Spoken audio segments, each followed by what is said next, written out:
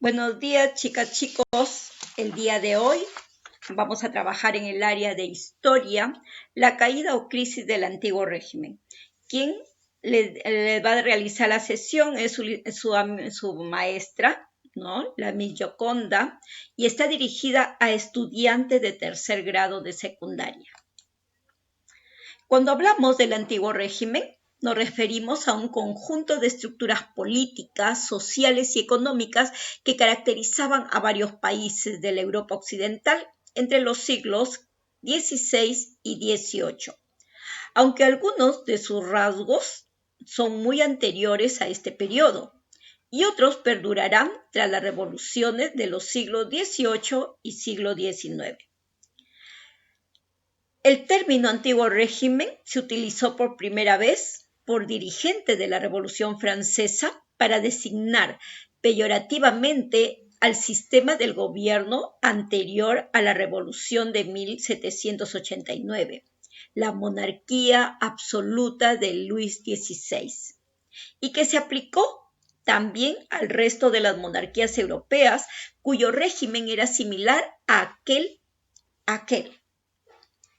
El término opuesto a este fue el de nuevo régimen. En España se conoció como el régimen liberal.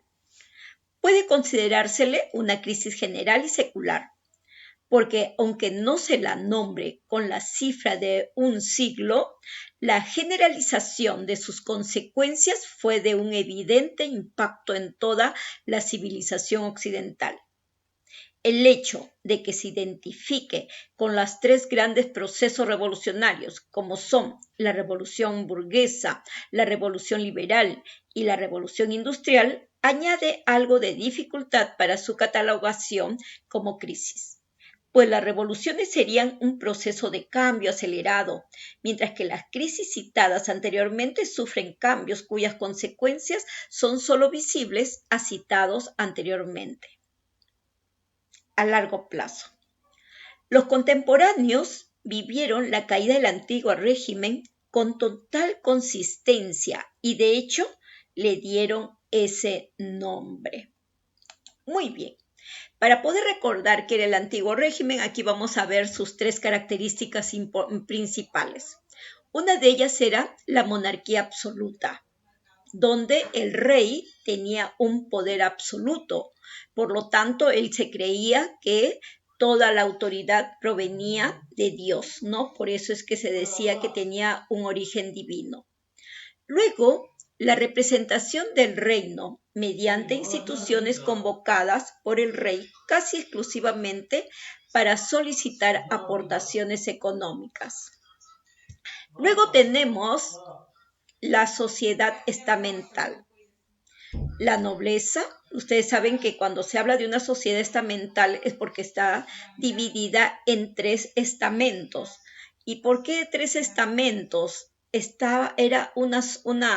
Eran clases sociales imposible que uno de los tres penetrara en una de ellas, imposible, ¿no? Por eso es que se habla de una sociedad estamental. Era difícil que una de estas tres clases sociales ingrese a una de ellas. Y estas eran la nobleza y el clero, que eran los estamentos con privilegios. Ellos compraban los títulos nobiliarios, los compraban, ¿no? Por ejemplo, de marqueses, de duqueses, ¿no? Todo eso ellos lo compraban. Además, también eran privilegios que se los daba el rey, tanto a la nobleza como el clero. Mientras que el tercer estado o el tercer estamento, ¿no? Estaba integrado por campesinos, por los burgueses, que de aquí es donde va a salir esta nueva clase social, y los asalariados urbanos. Estos eran el segundo estamento, ¿no? Obligados de satisfacer los impuestos reales. Ellos tenían que pagar impuestos tanto al rey, a la nobleza, como al clero. Ese impuesto no se le conocía con ese nombre, sino se le denominaba el diezmo. Y luego tenemos la economía de subsistencia, donde la agricultura que se producían los productos agrícolas, como por ejemplo los granos, eran solamente para su autoconsumo y su subsistencia. Lo poquito que quedaba, tenían que pagarlo a la nobleza y a la iglesia se le pagaba como impuesto, ¿no? Como el diezmo. Esta nobleza y esta iglesia poseían la mayor parte de la tierra, cedida para su explotación por contrato de arrendamiento. También aquí el rey también sus tierras se las daba en arrendamiento al tercer estado. El mercado interior era muy reducido a ferias locales y la producción de la artesanía bajo el control de los gremios, ¿no? Acuérdense ustedes de los gremios que nosotros lo trabajamos. Muy bien. ¿Qué es la crisis del antiguo régimen? ¿A qué se denomina la crisis del antiguo régimen? Se dice que es la coyuntura, ¿no?, de cambios que surgen en Europa Occidental. Acá tenemos nosotros Europa Occidental. En el periodo de aproximadamente, ¿no?, de 100 años, que va desde la publicación de la primera enciclopedia en 1751 hasta las revoluciones que se dan, las revoluciones liberales. También nos dicen que es el conjunto de estructuras e instituciones económicas, sociales, políticas existentes en Europa desde fines del siglo XV y principios del siglo XVI hasta grandes procesos revolucionarios y de transformaciones que tuvieron lugar en la segunda mitad del siglo XVIII. Bien, aquí tenemos a España con el rey Carlos III, ¿no? El reino de Francia con Luis XV, nosotros vamos a trabajar Luis XIV, luego Luis XV y Luis XVI. Y acá en Austria tenemos al rey José II, que era el rey de Austria y Hungría, ¿no? En Rusia, el reino de Rusia era la reina Catalina II, y en el reino de Prusia y Brandeburgo era el rey Federico II. Ellos eran unos gobernantes, eran unos reyes absolutistas. Muy bien. Veamos quién era Luis XIV. Y este señor era el claro ejemplo de la monarquía absoluta. Era el claro ejemplo.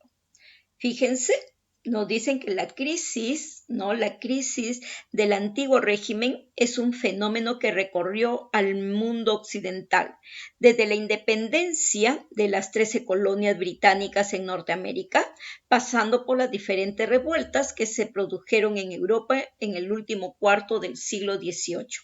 Hasta desembocar en la Revolución Francesa, que desmonta por primera vez en el continente europeo las instituciones heredadas del feudalismo y de la monarquía absoluta, para acabar con el establecimiento de una república, ¿no?, y la condena a muerte de Luis XVI.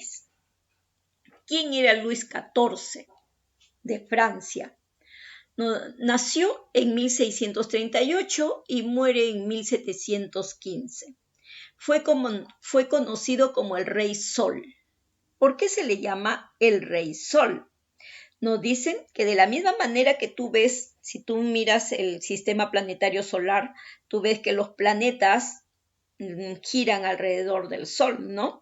Entonces, este señor que decía que el Estado era él, el Estado soy yo, decía, el Rey Sol, entonces él quería que sus asistentes y el pueblo francés giren también alrededor suyo.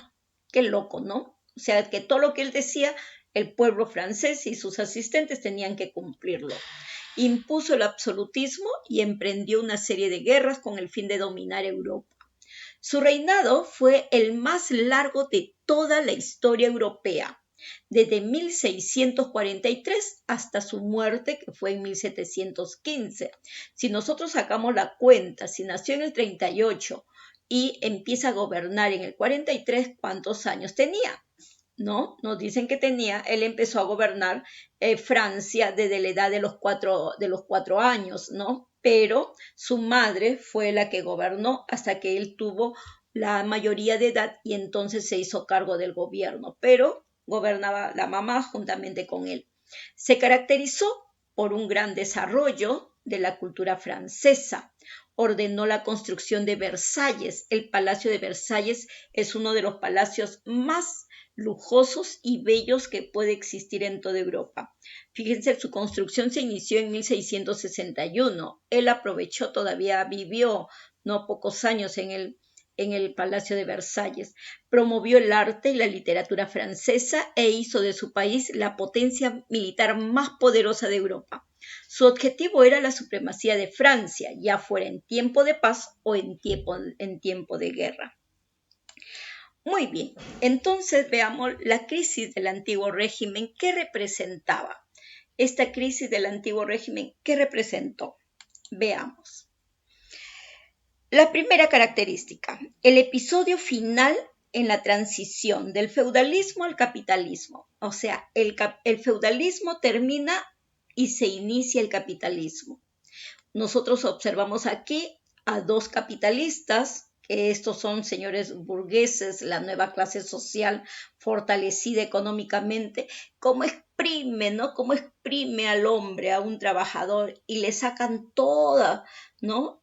En vez de que bote sangre, tenían que botar dinero, pues, ¿no? Para que paguen sus impuestos y todos ellos. Es así como lo representan. La transición del feudalismo al capitalismo, con el triunfo del capitalismo como modo de producción. El capitalismo luego después se va a instaurar en las economías a nivel mundial. Otra característica, el asentamiento de la burguesía como una nueva clase dominante. Fíjense los burgueses cómo empiezan a cambiar su manera de vivir, su manera de vestirse. Antes era un tercer estamento, ahora ya no, ahora es una nueva clase social.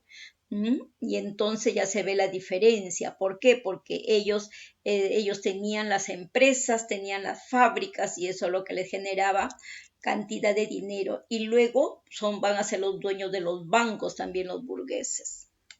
Seguimos.